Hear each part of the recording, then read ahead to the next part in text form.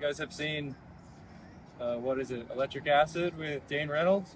Joel Tudor talked about asymmetrical surfboards, and I kind of agree with his theory. Colton, have you ever seen an asymmetrical fish? No. Yeah, there's one. There's one. And it's a halibut, and it sucks off the bottom. All right, what's up, Shralp people of the Shralpers unite. Last week we talked to you guys about rocker.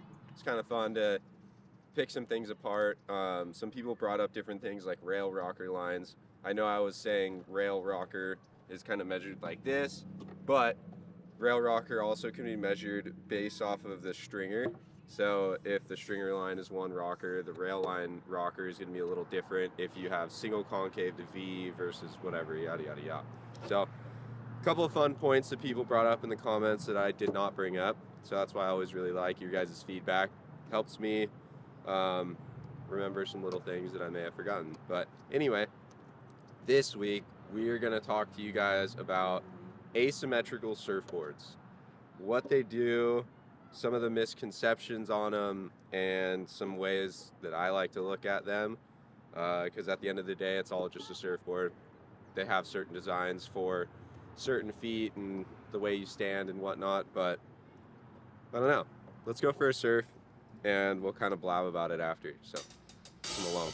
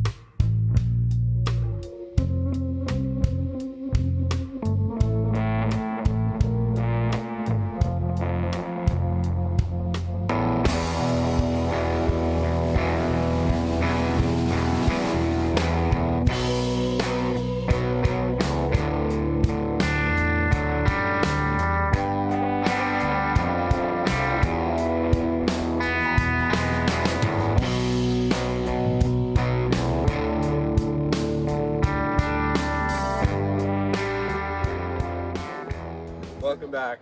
We're at Shralp HQ, and I've been sneezing profusely, so if I sneeze mid-video, apologies in advance. But we're going to talk to you guys about asymmetrical surfboards. So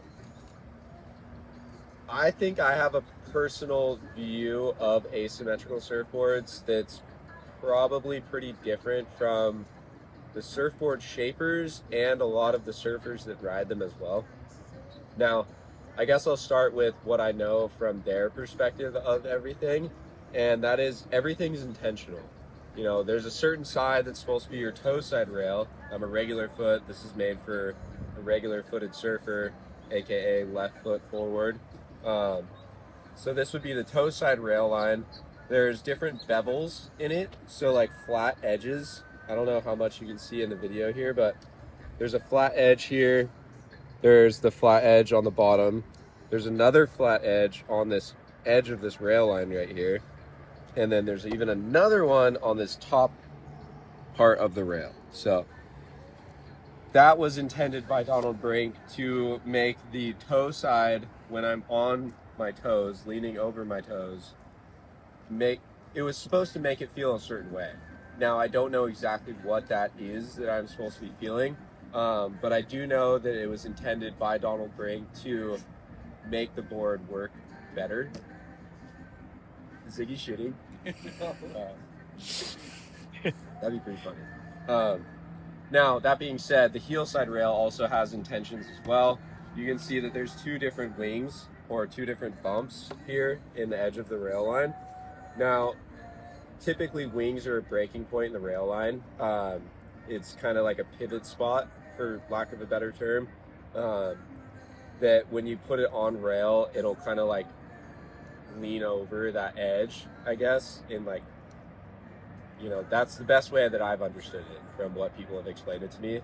So he has two of them here, probably to make it so that you can turn a little bit better and a little bit sharper off of your heel side rail. Kind of like a breaking point, a place for the board to lay over on rail easier, maybe turn a little bit easier, some things that he was intending for the board. I do know that a lot of asymmetrical surfboards will have the side fins at different heights compared to the stringer. Now, there is no stringer in this surfboard, so I don't really know how to measure it, but it looks like this glue line is pretty lined up straight with this trailing fin here.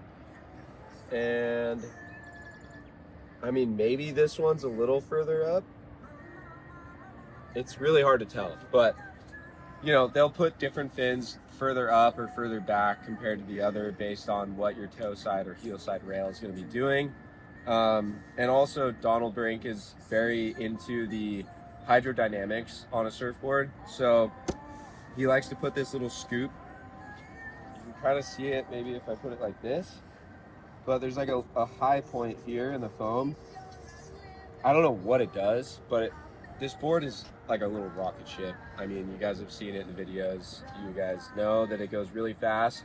It's also 4 feet 2.5, so it's a little odd to surf, but I mean, it works like a champ. I love it. I really want to surf it in some well overhead surf. To get back to our point, that is kind of the gist of what I have gathered from asymmetrical surfboard builders on what they think some of the things are for and why they do certain things. I think if you guys know an asymmetrical surfboard builder, maybe give them a call, ask them why they would do certain things on their surfboards, because I think all of them have different ideas. And maybe one of these days I'll get Donald Brink in a chat with us on a live video, and we'll kind of dissect this board and why he did certain things he did. But back to my point, I view surfboards a little differently than I think an asymmetrical surfboard builder would. I look at this thing as a surfboard. This is a surfboard meant to be stood on and ridden in the water and surfed. And I don't care if you're goofy foot, regular foot, it's gonna surf, I'd say very similar, if not exactly the same as it would for myself. You know, there's little intricacies, like this side has wings, but this side doesn't. Maybe that's gonna act a little different when you're putting pressure on your heels, because your heels don't have 5 fingers, 5 little toes coming out of it to put different pressures in different areas. I mean, your leg goes down into your heel before it goes down into your toes, so you have more leverage over the front versus the back. These are reasons why asymmetrical surfboard shapers will put certain features in certain sides of the board. I try to tune all that out, and I try to just go ride the board and dissect it for what I feel it's intended for. Now, that being said, this board was made for me by hand from Donald Brink, all the way from cutting the blank up, gluing it together, and hand shaping it. So it's tough, you know, but I did have a good friend of mine, Josh Norcross, ride this board. He's a goofy footed surfer, and I told him beforehand, I was like, hey, look, this is a surfboard, go ride it. Just don't think about it and just stand up and surf it. First wave, he lit the thing up. It was like, he ripped the wave all the way into the beach, and he came back out and he's like, wow, this thing really works. So I think there's a little bit, personally, I think there's a little bit of a misconception with asymmetrical surfboards and them not working for certain stances, not working backside, things like that. But I think if you get those misconceptions out of your head and you let yourself just surf the surfboard on the wave that you're given, I can see that you will probably have a lot of fun. So, oh, another fun thing to point out about this board, it's not only asymmetrical, the blank itself is actually asymmetrical as well, in the sense that, I don't know how much you can see it, but these are different foam blanks, right? They're all cut in slivers. So this is recycled foam in the middle part right here, not here and not here. Anything in between my two hands is all recycled epoxy foam. So let's say there's a wave storm from Costco that broke. Donald Brink took that board, cut it up into little cubes, glued them together, right? So then he had a big long rectangle of epoxy cubes.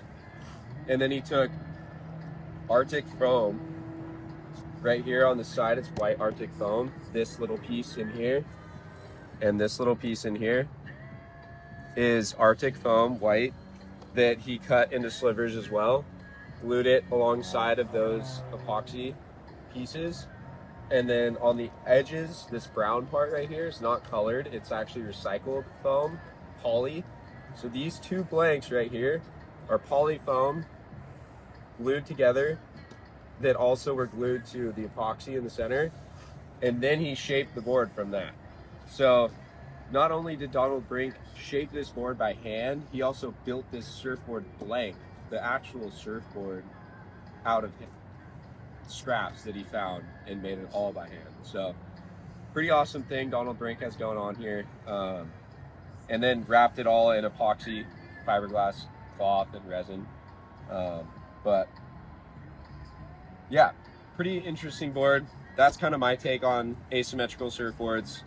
And I guess if you guys have any questions, let me know. I'll try to ask Donald to come in and have a chat with us about his whole theory, more in depth on asymmetrical surfboards, epoxy surfboards, poly surfboards, and things like that. But recommendations, comments, concerns, questions, drop it down there. I'll read it, I'll reply personally.